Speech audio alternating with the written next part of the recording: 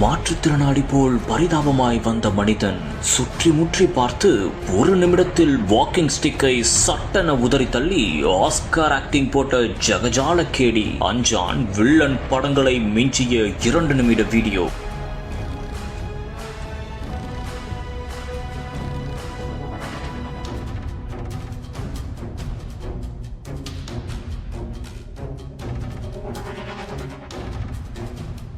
சிவகங்கை மாவட்டம் காரைக்குடி 120 அடி சாலையில் வசிப்பவர்தான் சபரிமுத்து. இவரது இருசக்கர வாகனத்தை வீட்டின் முன்பு நிறுத்தி வைத்துள்ளார். அப்போது எதிர்பாராத விதமாக வெளியே வந்து பார்த்தபோது அவரது இருசக்கர வாகனம் அங்கு இல்லாமல் இருந்துள்ளது. இதனையடுத்து உடனடியாக சிசிடிவி காட்சிகளை ஆராய்ந்து பார்த்துள்ளார். அப்போதுதான் அவருக்கு ஓர் பேரதிர்ச்சியை காத்திருந்தது. ஆம், அந்த வழியாக வாக்கிங் ஸ்டிக்கை ஊன்றி ஊன்றி ஒரு மாற்றுத்திறனாளி போல் ஒருவர் வந்துள்ளார்.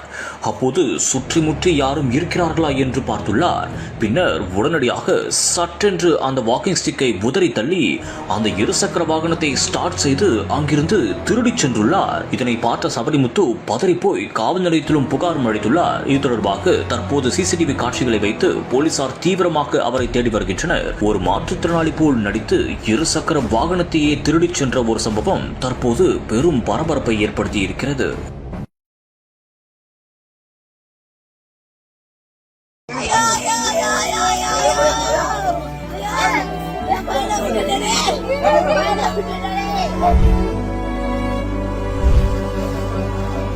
ஒரே மகனை தண்ணீரில் பறிகொடுத்து கதரும் தாய். ஒரே குடும்பத்தில் 3 உயிர்களை பறித்து குடும்பத்தை தொடிதொடிக்க வைத்த பாலாறு. அழுகுரல் சத்தத்தால் பார்ப்பவர்களை கண்கலங்க வைத்த பதிவு.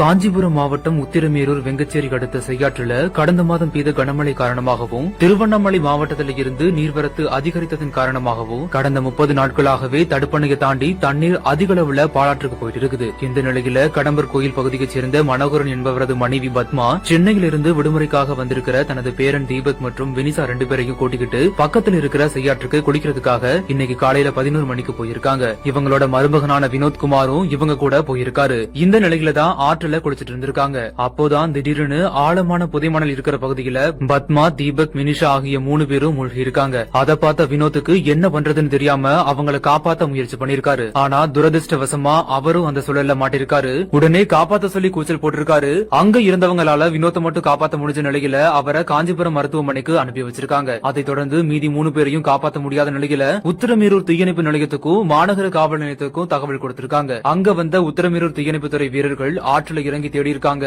இந்த நிலையில பாட்டி, பேரன், பேத்தின்னு 3 பேருமே தண்ணிலேயே இறந்து போயிருக்காங்க. இதையடுத்து 3 பேரோட உடலையும் மீட்டு பிரேத பரிசோதனைக்காக காஞ்சிபுரம் அரசு மருத்துவமனைக்கு அனுப்பி வச்சிருக்காங்க. ஒரே நேரத்துல ஆத்துல மூழ்கி 3 பேர் உயிரிழந்த செய்தி அந்த பகுதியில வேகமா பரவிய நிலையில விடுமுறைக்காக ஊருக்கு வந்து ஒரே மகனையும் மகளையும் இழந்த அம்மா கதறி கழுகிறது பாக்குறவங்களை கண்கலங்க வச்சிருக்கு.